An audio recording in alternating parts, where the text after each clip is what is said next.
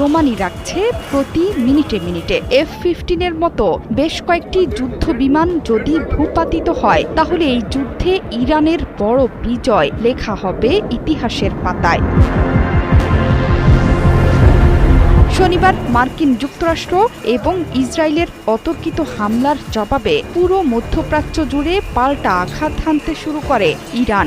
একের পর এক মিসাইলের বহর উড়ে আসতে থাকে মধ্যপ্রাচ্যের মার্কিন ঘাঁটি লক্ষ্য করে। কুয়েতেও কয়েক দফায় আঘাত হানে তেহরান। দেশটির বিমানবন্দরে ড্রোন হামলা চালিয়েছে IRGC। এছাড়া শনিবারই কুয়েতের আল সালিম বিমান ঘাঁটিতে আঘাত হানে ইরানি মিসাইলের বহর। সেই ঘাঁটিতেও বেশ ক্ষয়ক্ষতির খবর দিয়েছে আন্তর্জাতিক গণমাধ্যমগুলো। জোহরা চৌধুরী সেতু, ৭১।